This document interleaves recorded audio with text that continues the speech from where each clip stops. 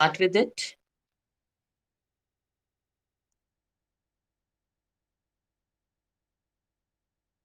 क्या हो गया? Just a minute.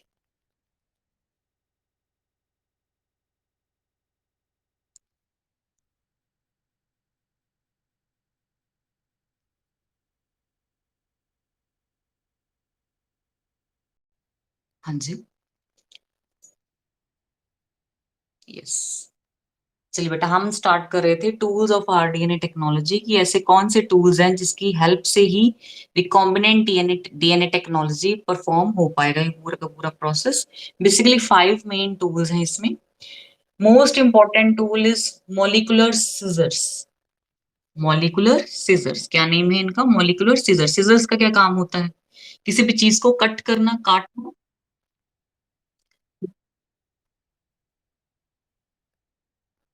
बट उसका तो रिकॉर्डिंग में भी आ जाएगा. चलो फिर भी मैं आपको बता देती हूँ. बायोटेक्नोलॉजी हमने जस्ट अभी इंट्रो ही स्टार्ट किया है. इंट्रो में हमने ये पढ़ा था कि ये वो टेक्नोलॉजी है. It is that branch of science which deals with living organisms, and by the use of technology in those living organisms useful products are produced for humans. हम ह्यूमंस अपने फायदे के लिए लिविंग ऑर्गेनिजम्स के अंदर technology की help से कुछ ऐसे प्रोडक्ट्स बनाते हैं. तो इस पूरे प्रोसेस को कह देते हैं बायोटेक्नोलॉजी. ठीक है. इसमें एग्जांपल्स हमने दो पढ़ी, फ्लेवर सेवर टमेटो और golden rice. Flavr savr tomato की खासियत ये थी कि नॉर्मली जो टमाटो होता है उसका शेल्फ लाइफ होता है हद से हद 1 हफ्ता या 10 दिन. कि 10 दिन के अंदर जो टमाटो है, जो टमाटर है, वो गल जाता है. लेकिन जो फ्लेवर सेवर टमाटो है, इसके अंदर फिश के जीन्स को इनकॉर्पोरेट किया गया ताकि जो इसकी शेल्फ लाइफ है वो इंक्रीज हो सके. 1 मंथ से ज्यादा भी ये चलता है और गलता नहीं. और मोस्टली कोल्ड इन्वायरमेंट में जो कंट्रीज हैं वहां पे ज्यादा इसका इस्तेमाल होता है. दूसरा एग्जाम्पल जो हमने पढ़ा था वो था गोल्डन राइस. नॉर्मली ज्यादातर पूरे वर्ल्ड में ही जो राइस है, it is used as a staple food. ठीक है, स्टेपल फूड के रूप में इसको इस्तेमाल किया जाता है. लेकिन कुछ ऐसे कंट्रीज भी हैं जो कि बिलो पॉवर्टी लाइन है. वहां के जो ह्यूमन बींग्स उनको प्रॉपर न्यूट्रिशन नहीं मिल पाता. तो जो बायोटेक्नोलॉजिस्ट थे, उन्होंने ऐसा सोचा कि क्यों ना राइस को ही इस्तेमाल किया जा सके, कि इसके अंदर ऐसी जीन्स डाली जाएं जिसकी वजह से जो भी ह्यूमन बींग्स इसको कंज्यूम करें, ज्यादातर न्यूट्रिशन उनको मिल पाए. तो उन्होंने राइस को लिया और इसके अंदर ऐसी जीन्स को इनकॉर्पोरेट किया जो कि बीटा कैरोटीन को बनाती हैं. बीटा कैरोटीन जो है, it is the precursor of vitamin A. Beta carotene क्या बनाएगा? ये विटामिन ए बनाएगा. ठीक है. तो जो नॉर्मल राइस है उसका कलर होता है मोस्टली व्हाइट. लेकिन जो बीटा कैरोटीन जीन जिसके अंदर हमने डाल दिया, उस राइस का कलर हो गया गोल्डन. इसीलिए कॉमनली इस तरह के राइस को बोला जाता है गोल्डन राइस. तो ये दो एग्जाम्पल्स अभी तक हमने पढ़ी थी. इसके बाद हमने ये देखा था कि किन प्रिंसिपल्स के ऊपर जो बायोटेक्नोलॉजी का प्रोसेस है, किन दो प्रिंसिपल्स के ऊपर डिपेंडेंट है. तो वो थे जेनेटिक इंजीनियरिंग. जेनेटिक इंजीनियरिंग में क्या होता है कि डीएनए या आरएनए को मॉडिफाई किया जाता है और इस तरह के मॉडिफाइड डीएनए को हम होस्ट के अंदर डालते हैं. होस्ट वो ऑर्गेनिज्म होता है जिसके अंदर हम कोई भी यूजफुल प्रोडक्ट बनाना चाहते हैं. ठीक है. जैसे कि फ्लेवर सेवर टमेटो के अंदर होस्ट था टमेटो, और गोल्डन राइस के अंदर भी होस्ट क्या था? राइस. ठीक है. दूसरा टेक्निक है, दूसरा प्रिंसिपल है बेटा, वो है स्टेरलाइजेशन मेथड्स. अब हम चाहते हैं कि यूजफुल जो माइक्रोब्स है वो ग्रो करें, लेकिन जो अनडिजायरेबल है हम नहीं चाहते कि वो हमारे प्रोडक्ट को खराब कर दें. इसलिए हम अनडिजायरेबल माइक्रोब्स को किल करना चाहते हैं. तो उसके लिए डिफरेंट स्टेरलाइजेशन मेथड्स यूज होते हैं. स्टेरलाइज करते हैं, दो मेन मेथड्स के थ्रू करते हैं. या तो हम केमिकल्स का इस्तेमाल कर लेते हैं. केमिकल्स में भी हम ज्यादातर मर्क्यूरी क्लोराइड का इस्तेमाल करते हैं. या फिर हम यूवी रेज का इस्तेमाल करते हैं हार्मफुल माइक्रोब्स को किल करने के लिए. यूवी रेज को लैमिनार एयर फ्लो नाम के अपरेटस के अंदर इस्तेमाल किया जाता है. ठीक है. अब आपके एग्जामिनेशन पॉइंट ऑफ व्यू से जो टॉपिक इंपॉर्टेंट है बेटा, वो यहां से स्टार्ट हो रहा है. वो है tools of rDNA technology. RDNA का मतलब है रिकॉम्बिनेंट डीएनए. रिकॉम्बिनेंट का मतलब है हाइब्रिड. दो तरह के डीएनए आपस में ज्वाइन हो गए हैं. दोनों के ज्वाइन होने के प्रोडक्ट को हमने एक टर्म दे दिया, उसको बोल दिया रिकॉम्बिनेंट डीएनए, आरडीएनए। क्योंकि इस पूरी टेक्निक के अंदर रिकॉम्बिनेंट डीएनए बनता है तो हमने इसी को ही बोल दिया rDNA technology, recombinant DNA technology. अब इसके लिए हमें क्या क्या टूल्स की रिक्वायरमेंट है वो हम पढ़ेंगे। पहला टूल है मॉलिक्यूलर सीजर्स। सीजर का काम होता है काटना, ठीक है। इसी तरह से इसमें वो एंजाइम्स इस्तेमाल होते हैं जो कि डीएनए को काटते हैं, ठीक है। तो इसके अंदर जो एंजाइम यूज हो रहा है बेटा, इसको तो आपने अच्छी तरह से बिल्कुल माइंड में फिट कर लेना। It is restriction endonuclease enzyme. कौन से एंजाइम्स यूज हो रहे हैं as molecular scissors? Restriction endonuclease enzyme. क्या खासियत है इनकी कि ये डीएनए के एक खास पर्टिकुलर साइट पे ही कट करते हैं, कहीं और कट नहीं करते। कहाँ कट करेंगे? सिर्फ एक खास पर्टिकुलर साइट के ऊपर, ठीक है। दूसरा जो टूल है वो है वेक्टर। वेक्टर का क्या काम होता है? वेक्टर डीएनए को एक ऑर्गेनिज्म से दूसरे ऑर्गेनिज्म तक लेके जाता है। जैसे आप अगर बस के थ्रू स्कूल में आ रहे हैं घर से, तो घर से स्कूल आने में बस का इस्तेमाल किया है तो बस को हम क्या बोलेंगे? वेक्टर, ठीक है। इसके थ्रू जो आरडीएनए है वो ट्रांसफर हो रहा है होस्ट के अंदर। उस तरह के जो फैक्टर है, जो ऑर्गेनिज्म है, उसको हम कह देते हैं वेक्टर। थर्ड टूल है बेटा मॉलिक्यूलर ग्लू। अब जो ग्लू है इसका क्या काम होता है? दो चीजों को आपस में ज्वाइन कराता है, जोड़ता है। इसी तरह से कुछ ऐसे एंजाइम्स हैं जो दो तरह के डीएनए को आपस में ज्वाइन करते हैं। ये एंजाइम है डीएनए लाइगेज। ये 1 मार्क में आ जाता है बेटा कि मॉलिक्यूलर सीजर का एग्जांपल दे दो और उसको डिफाइन कर दो, मॉलिक्यूलर ग्लू को डिफाइन करो और एग्जांपल दे दो। तो मॉलिक्यूलर ग्लू में तो हमेशा ही लगभग डीएनए लाइगेज को ही इस्तेमाल किया जाता है। नेक्स्ट बेटा पॉलीमरेज एंजाइम। पॉलीमरेज एंजाइम हमने डीएनए रेप्लिकेशन में भी पढ़ा था। क्या काम है इनका? चेन इलोंगेशन, ठीक है। डीएनए रेप्लिकेशन के दौरान जो चेन को इंक्रीज करते हैं, इलोंगेट करते हैं, वो कौन से एंजाइम्स हैं? Polymerase enzymes. लास्ट बेटा आपका होस्ट। होस्ट कौन सा ऑर्गेनिज्म है जिसके अंदर हम चाहते हैं कि डिजायरेबल प्रोडक्ट बने? जो भी प्रोडक्ट हम बनवाना चाहते हैं वो जिस ऑर्गेनिज्म के अंदर हम बनवाना चाहते हैं उस ऑर्गेनिज्म को कहते हैं होस्ट। जैसे कि यहाँ पे गोल्ड और फ्लेवर सेवर टमेटो का होस्ट भी था टमेटो, ठीक है। तो आज हम इन टूल्स के बारे में ही पढ़ेंगे और सिर्फ पहला ही टूल आज डिस्कस करेंगे डिटेल में, और बाकी के टूल्स हम नेक्स्ट क्लास में पढ़ेंगे। So let's start with the molecular scissors. These are those enzymes which cut the DNA at specific site. तो इसके अंदर आ जाते हैं हमारे रिस्ट्रिक्शन एंडोन्यूक्लिएजेस। एग्जाम्पल्स आपने सबसे फेमस और सबसे कॉमन एग्जाम्पल है Hind two enzyme and Eco R one enzyme. इनको अच्छी तरह से कर लीजिए, Hind two and Eco R one enzyme, ठीक है। मॉलिक्यूलर सीजर्स करती क्या है? They cut the DNA at specific site. एक खास जगह पे जाके ही कट करेंगी। अब दो प्रॉपर्टीज हैं इनकी, रिस्ट्रिक्शन एंडोन्यूक्लिएजेस की दो खास प्रॉपर्टीज होती हैं, recognition sequence and palindromic sequence. ये दोनों जो टर्म्स है बेटा 1 1 मार्क में अलग से भी आ सकती है। Define recognition sequence with example, define palindromic sequence with example. तो हम दोनों को एक एक करके पढ़ेंगे। पहले है रिकॉग्निशन सीक्वेंस। कौन सी सीक्वेंस है ये? These are specific sequences at which the restriction endonuclease cut. खास सीक्वेंस के ऊपर ही रिस्ट्रिक्शन एंडोन्यूक्लियस काटेगा। जिस खास सीक्वेंस पे ये कट करता है उसको कहते हैं रिकॉग्निशन सीक्वेंस। रिकॉग्निशन का मतलब होता है पहचानना। एक खास सीक्वेंस को ये पहचान लेता है और वहीं पे जाके कट करता है। एग्जाम्पल के थ्रू पढ़ते हैं। इको आर वन का है ये रिकॉग्निशन सीक्वेंस, इसको लर्न कर लेना है। GAATTC, इको आर वन का रिकॉग्निशन सीक्वेंस क्या है?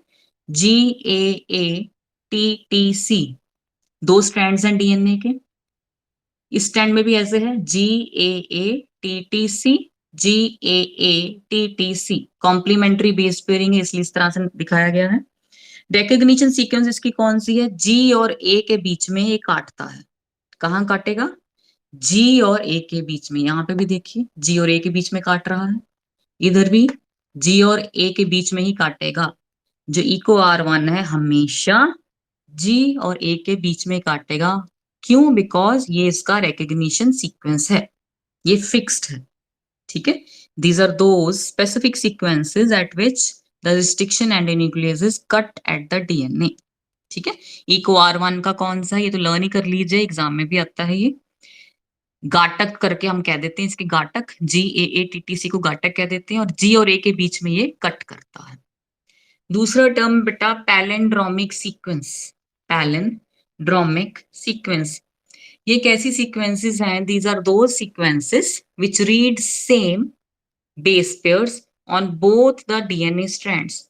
दोनों डीएनए स्ट्रैंड्स पे जो बेस पेयर्स हैं सेम होते हैं, चाहे फॉरवर्ड तरीके से देख लीजिए या बैकवर्डली देख लीजिए, जैसे कि यही था गाटक में भी GAATTC, GAATTC सीक्वेंस सेम है।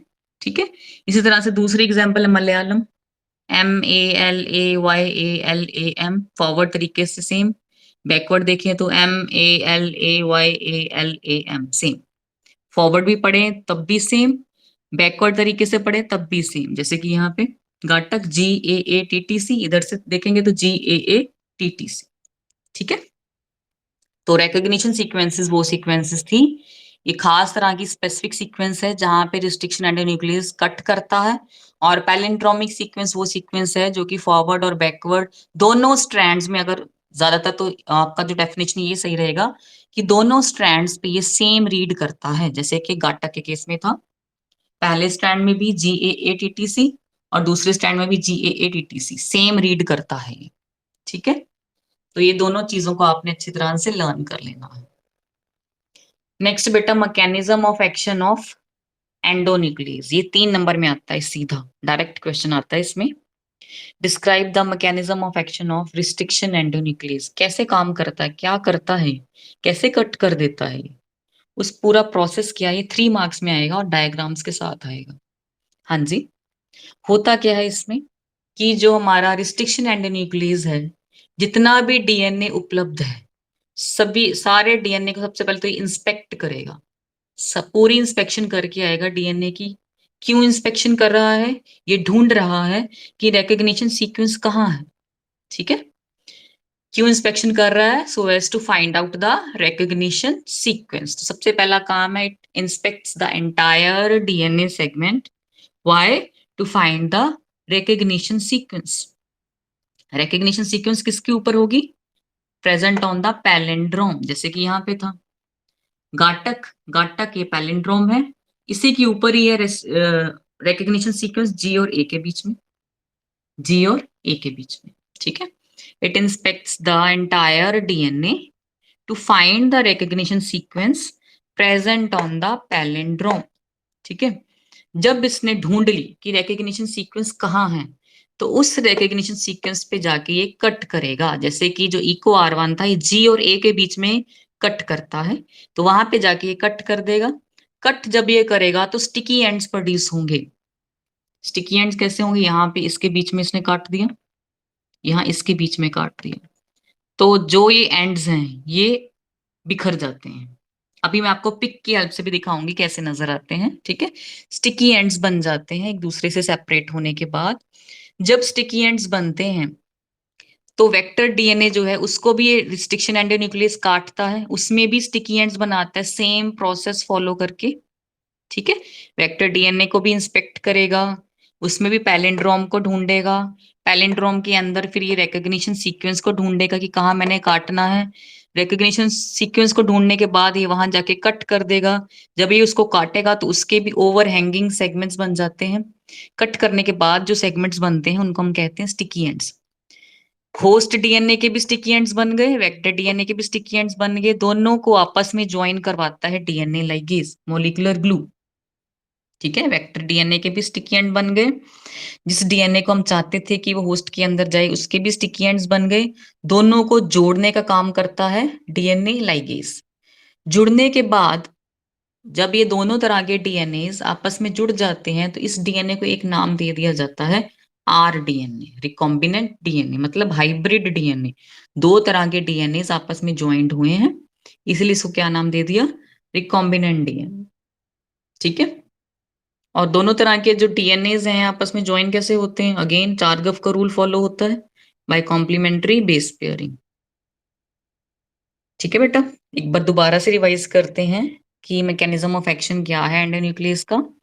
एंडोन्यूक्लियस पहले पूरे डीएनए को इंस्पेक्ट करेगा, देखेगा पैलिंड्रोम कहाँ है, फिर पैलिंड्रोम के ऊपर रिकॉग्निशन सीक्वेंस कहाँ है, रिकॉग्निशन सीक्वेंस पे जाके काटेगा। जब ये काटता है तो स्टिकी एंड्स बनते हैं। इसी तरह से वेक्टर डीएनए में करेगा, वहां पे भी स्टिकी एंड्स बनेंगे। फिर दोनों तरह के स्टिकी एंड्स आपस में ज्वाइन होंगे, किसकी हेल्प से? डीएनए लाइगेज की हेल्प से। और इस तरह से जो डीएनए बन जाता है उसको कहते हैं आरडीएनए। चलिए देखते हैं पिक की हेल्प से।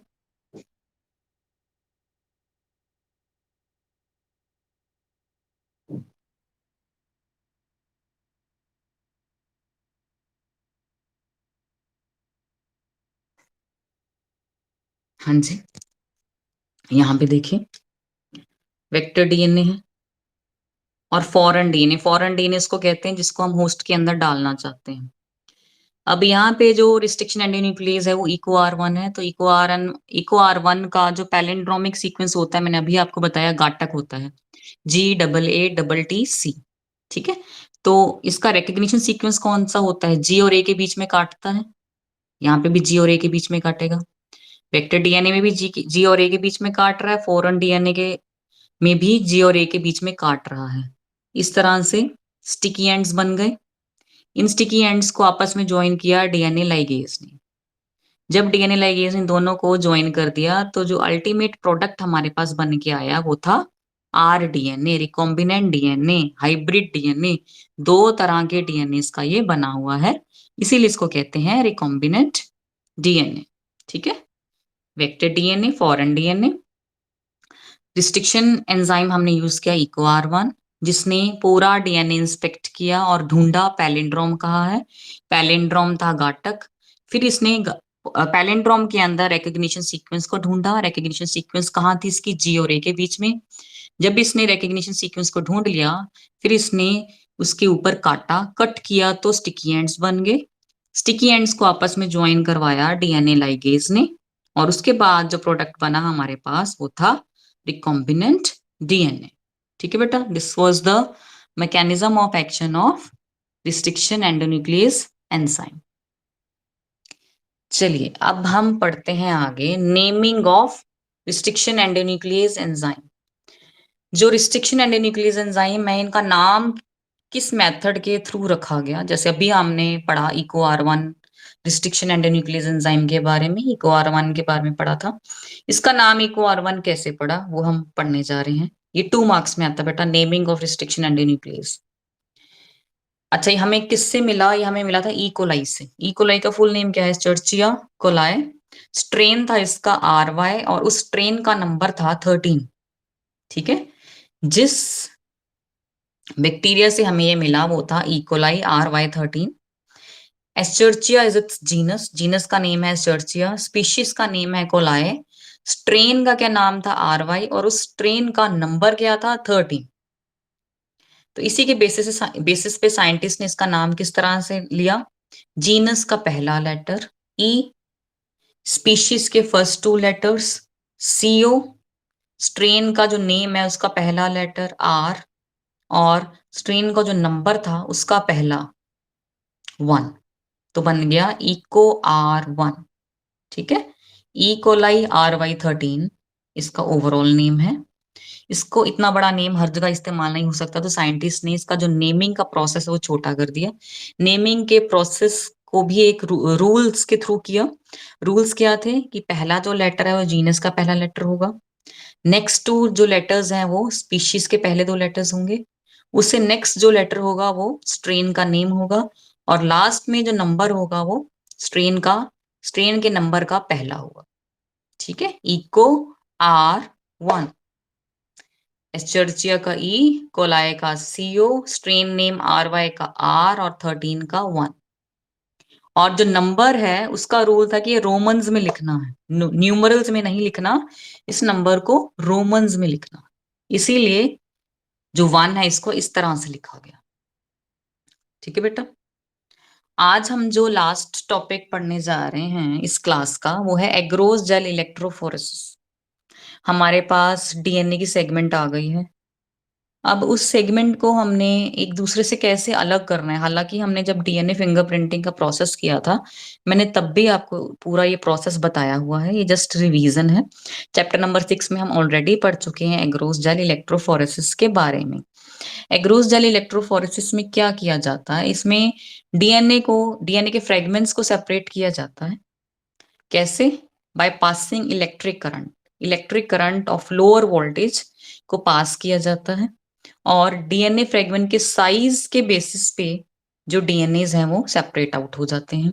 जितना साइज छोटा होगा उतना दूर, उतना ज्यादा डिस्टेंस ये ट्रेवल करेगा, उतना दूर तक जाएगा।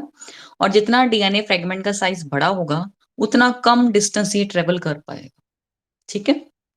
इसमें किया क्या जाता है, इसमें हम एग्रोस जेल का इस्तेमाल करते हैं। एक प्लेट होती है, उसमें एग्रोस जेल को स्प्रेड कर देते हैं।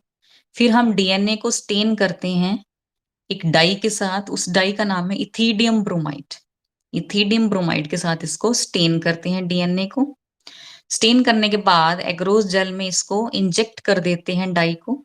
ठीक है, वेल्स के अंदर इंट्रोड्यूस कर देते हैं। जब डीएनए इंट्रोड्यूस हो जाता है फिर हम इलेक्ट्रिक करंट देते हैं एग्रोस जेल में।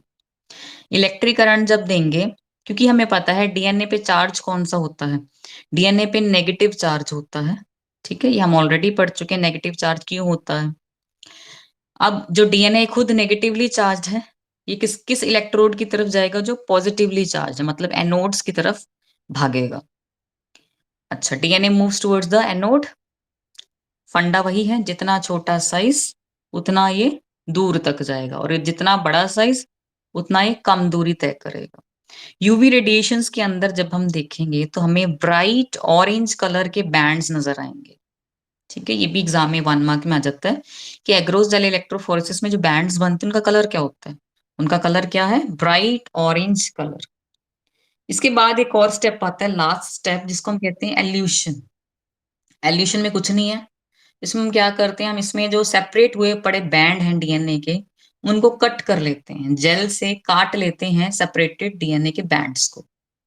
इस पूरे प्रोसेस को एक सिंगल टर्म दे दिया, एक सिंगल टेक्निकल टर्म दे दिया। क्या टर्म दिया? एल्यूशन। ये भी 1 मार्क में आता है। Define elution and where it is used. Elution is what? It is a process to cut the separated bands from the DNA, from the gel. ठीक है। हाँ जी। तो अब इसको भी हमें एक आपका पिक की हेल्प से जरा और क्लियर हो जाएगा आपको। तो देखिए पूरे प्रोसेस को, एक्रोस जेल इलेक्ट्रोफोरेसिस के पूरे प्रोसेस को किस तरह से ऑपरेट आउट होता है। हाँ जी। पहला स्टेप क्या था? एगर लिया। एगर जो है ये हमें एल्गी से मिलता है। ठीक है, जलीडियम एल्गी से मिलता है, 11th में आप ऑलरेडी पढ़ चुके हैं। बेसिकली उपलब्ध कैसे होता है? पाउडर फॉर्म में होता है। तो हम इसको पहले लिक्विड में कन्वर्ट करते हैं। लिक्विड में कन्वर्ट कैसे करेंगे? By using a buffer. जब ये लिक्विड में कन्वर्ट हो जाएगा फिर हम इसको इस प्लेट में डाल देंगे। उसके बाद ये वेल्स बनी हुई हैं, दीस आर वेल्स। इन वेल्स के अंदर हम डीएनए को स्टेन करके डालते हैं। डीएनए को स्टेन किससे करेंगे? इथीडियम ब्रोमाइड से। जो डीएनए के सैंपल्स हैं उनको स्टेन करेंगे ताकि जब हम इनको देखें तो इनका कलर हो, अदरवाइज तो कलरलेस होता है डीएनए में, पता है। ठीक है, तो इथीडियम ब्रोमाइड से स्टेन करेंगे। फिर उसके बाद हम इलेक्ट्रिक करंट पास करेंगे। इलेक्ट्रिक करंट पास करने के बाद जो डीएनए की फ्रेगमेंट्स हैं अपने साइज के अकॉर्डिंगली सेपरेट हो जाएंगी। जितना छोटा साइज होगा उतनी दूर तक जाएंगी और जितना कम साइज होगा उतना कम डिस्टेंस ये ट्रेवल करेंगे। उसके बाद जब हम देखेंगे तो इनके बैंड्स बनेंगे। यहाँ पे तो अलग कलर है, नॉर्मली जो इनके बैंड्स हैं किस कलर के नजर आते हैं? ब्राइट ऑरेंज कलर के बैंड्स। जब इन बैंड्स को अलग अलग से हम सेपरेट कर देंगे तो उस प्रोसेस को कहते हैं elution. The process of separation of the DNA bands from the gel is known as elution. एक और पिक की सहायता से आपको और भी क्लियर हो जाएगा।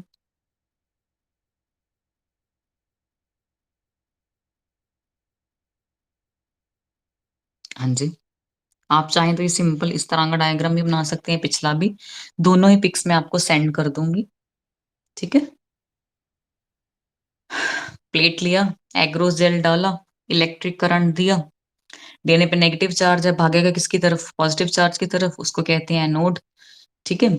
अच्छा, जो सैंपल था उसको स्टेन कर दी थीटियम ब्रोमाइड से। जैसे ही करंट पास हुआ ये भागा, सबसे दूर कौन भागेगा, जिसका साइज सबसे छोटा होगा। और जब हम इसको देखेंगे यूवी रेडिएशन के थ्रू, तो ब्राइट और ऑरेंज कलर के हमें बैंड्स नजर आएंगे। इन बैंड्स को अगर हम अलग अलग से सेपरेट कर दें तो उस प्रोसेस को कहते हैं एल्यूशन, ठीक है बेटा। तो आज का आपका जो टॉपिक है यहाँ पे खत्म होता है। इसके अंदर हमने क्या क्या पढ़ा, हमने स्टार्ट किया था बायोटेक्नोलॉजी से। क्या होती है बायोटेक्नोलॉजी? वो ब्रांच ऑफ साइंस जो कि लिविंग ऑर्गेनिजम्स का इस्तेमाल करती है with the help of technology, ताकि ऐसे प्रोडक्ट्स बन पाए जो हम ह्यूमंस के लिए फायदेमंद हैं। दो प्रिंसिपल्स के ऊपर ये डिपेंडेंट थी, जेनेटिक इंजीनियरिंग, इसका मतलब है डीएनए आरएनए को मॉडिफाई करना और मॉडिफाई करके होस्ट के अंदर डालना, ताकि जो डिजायर्ड प्रोडक्ट है वो बन पाए। दूसरा जो प्रिंसिपल था वो था स्टेरलाइजेशन मेथड, कि अनडिजायरेबल माइक्रोब्स को किल करना और डिजायरेबल माइक्रोब्स की ग्रोथ को बढ़ाना।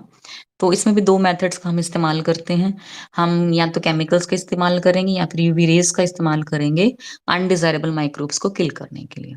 उसके बाद जो हमने चीज पढ़ी वो थी tools of rDNA technology. Basically 5 tools का इस्तेमाल होता है। पहला टूल है मॉलिक्यूलर सीजर। सीजर का मतलब है काटना। तो ये भी क्या करेंगे, वो एंजाइम्स हैं जो कि डीएनए को एक पर्टिकुलर जगह पे जाके काटते हैं। तो इसमें आ जाते हैं रिस्ट्रिक्शन एंडोन्यूक्लियेज एंजाइम्स। दूसरा जो टूल हमने पढ़ा था वो था वेक्टर। वेक्टर क्या करता है, ये जो डिजायर्ड आरडीएनए है उसको होस्ट के अंदर ट्रांसफर करता है। मॉलिक्यूलर ग्लू हमने पढ़ा। मॉलिक्यूलर ग्लू का क्या काम है, ये वो एंजाइम्स हैं जो ज्वाइन करवाते हैं दो अलग अलग तरह के डीएनए को। इसमें डीएनए लाइगेज आ जाएगा। उसके बाद जो नेक्स्ट टूल है वो है पॉलीमरेज एंजाइम। पॉलीमरेज एंजाइम क्या करते हैं, डीएनए इलोंगेशन करवाते हैं, चेन को इलोंगेट करते हैं डीएनए की। होस्ट वो ऑर्गेनिज्म है जिसके अंदर हम प्रोडक्ट को बनवाना चाहते हैं। तो आज जो हमने पढ़ा वो सिर्फ मॉलिक्यूलर सीजर्स के बारे में ही पढ़ा। मॉलिक्यूलर सीजर्स आपके सीबीएसई बोर्ड के पॉइंट ऑफ व्यू से बहुत ही इंपॉर्टेंट है। इसमें 2 और 3 मार्क्स के क्वेश्चंस तो हर साल रिपीट आते हैं। उसमें भी जो मैकेनिज्म ऑफ एक्शन ऑफ एंटीन्यूक्लियस है विद डायग्राम जरूर आता है। नेमिंग ऑफ रिस्ट्रिक्शन एंटीन्यूक्लियस 1 साल छोड़ के आता है, लेकिन जो मोड ऑफ एक्शन है वो बहुत ही ज्यादा इंपॉर्टेंट है। एग्रोस जेल इलेक्ट्रोफोरेसिस वाला क्वेश्चन आपको आएगा जरूर, चाहे वो डीएनए फिंगरप्रिंटिंग के रूप में आए या फिर इस चैप्टर से संबंधित होकर आए, ये आएगा जरूर, एग्रोस जेल इलेक्ट्रोफोरेसिस। तो आज जो हमने टॉपिक्स पढ़े उनमें से 3 ऐसे टॉपिक्स हैं जो कि बोर्ड में आने की 90 to 100% संभावना है, जिनके बोर्ड में आने की। हाँ जी, मॉलिक्यूलर सीजर्स में भी हमने 2 मेन चीजें पढ़ी। रिकग्निशन सीक्वेंसेस, कौन सी सीक्वेंसेस हैं, ये वो सीक्वेंसेस हैं जहां पे जाके जो रिस्ट्रिक्शन एंटीन्यूक्लियस है कट करता है। और फिर हमने पढ़ा पैलिंड्रोमिक सीक्वेंस। ये वो सीक्वेंस है जो कि डीएनए के दोनों स्ट्रैंड्स पे सेम रीड करती है। जैसे कि इको आर1 के केस में हमने पढ़ा था गाटक, GAATTC, GAATTC दोनों स्ट्रैंड्स में है ये, ठीक है। मैकेनिज्म ऑफ एक्शन क्या था इसका, कि जो हमारा एंडोन्यूक्लियस है पूरे डीएनए को इंस्पेक्ट करेगा। इंस्पेक्ट क्यों करेगा, ढूंढेगा। क्या ढूंढेगा, पैलिंड्रोम को ढूंढेगा। पैलिंड्रोम क्या है, जो कि फॉरवर्ड और बैकवर्ड दोनों डायरेक्शन से दोनों स्ट्रैंड्स के ऊपर सेम है, इसका बेस पेयर का रीडिंग सेम है। पैलिंड्रोम को क्यों ढूंढ रहा है, क्योंकि इसके ऊपर होती है रिकग्निशन सीक्वेंस। रिकग्निशन सीक्वेंस कौन सी सीक्वेंस है, जहां पे जाके जो रिस्ट्रिक्शन एंटीन्यूक्लियस है कट करता है, ठीक है। Then it will cut at the recognition sequence. जब ये कट करेगा तो क्या बनेगा, then it will form sticky ends, sticky ends बन जाएंगे। सेम सेम प्रोसेस होगा वेक्टर डीएनए पे, दोनों के स्टिकी एंड्स बन गए, फिर डीएनए लाइगेज आएगा, दोनों को आपस में ज्वाइन करवाएगा। जब दोनों ज्वाइन हो गए तो जो डीएनए बना उसको कहते हैं आरडीएनए। आरडीएनए मतलब रिकॉम्बिनेंट डीएनए। नेमिंग किस तरह से की जाती है, नेमिंग इन किस तरह से की जाती है, पहला जो लेटर है वो जीनस का पहला लेटर है, नेक्स्ट 2 लेटर्स हैं स्पीशीज के फर्स्ट 2 लेटर्स हैं, नेक्स्ट जो लेटर है वो स्ट्रेन के नेम का पहला लेटर है, और लास्ट में जो न्यूमेरिक्स है रोमन में लिखा जाता है, और स्ट्रेन का जो नंबर है वो उसका पहला होता है नंबर, ठीक है। एग्रोस जेल इलेक्ट्रोफोरेसिस फिर हमने पढ़ा, कुछ नहीं है इसके अंदर। इसमें हम क्या करते हैं, जस्ट डीएनए के फ्रेगमेंट को एक दूसरे से सेपरेट करते हैं। किस बेसिस पे? उनके साइज के बेसिस पे। सबसे छोटा सबसे दूर तक भागेगा, सबसे बड़ा कम डिस्टेंस ट्रेवल करेगा। क्यों भागेगा? बिकॉज इलेक्ट्रिक करंट देते हैं। यूज किसको करते हैं? एग्रोस जेल को इस्तेमाल करते हैं। एग्रोस जेल के अंदर डीएनए को इंजेक्ट करते हैं, लेकिन उस डीएनए को स्टेन करने के बाद इंजेक्ट करते हैं। डाई सोडियम ब्रोमाइड का इस्तेमाल करते हैं। जब इलेक्ट्रिक करंट देते हैं तो डीएनए एनोड की तरफ भागता है, पॉजिटिव इलेक्ट्रोड की तरफ भागता है, बिकॉज जो डीएनए पे चार्ज है वो नेगेटिव होता है, इसलिए। ठीक है। यूवी रेडिएशंस के अंडर देखेंगे तो हमें ब्राइट ऑरेंज कलर के बैंड्स बनते हुए नजर आएंगे। इन बैंड्स को जब हम सेपरेट कर लेंगे, एक दूसरे से अलग कर लेंगे, तो उस प्रोसेस को कह देते हैं एल्यूशन। ठीक है बेटा, आज हमने ये सारा कुछ पढ़ा। तो अब आप मेरे को ये बताइए कि आज जितना भी मैंने पढ़ाया है, इसमें कोई आपको दिक्कत हो, कोई डाउट हो तो आप पूछ लीजिए, because biotechnology is very important. इसको बिल्कुल भी एक भी टॉपिक ऐसा नहीं जिसको आप छोड़ के जाएं उस एग्जाम में। कोई भी उठा के आ जाएगा, और फेवरेट है ये एग्जामिनर का। जेनेटिक्स एंड बायोटेक्नोलॉजी टेढ़े भी हैं और फेवरेट भी हैं एग्जामिनर के, एग्जाम में आने ही आने हैं। मेरे को बताइए, कोई दिक्कत है आपको? कोई ऐसा टॉपिक आज जो पढ़ाया हुआ है ना समझ में आया हो, दोबारा समझना चाहते हैं तो बताइए। Yes girls? हाँ। बाकी बच्चे क्लियर है सबको?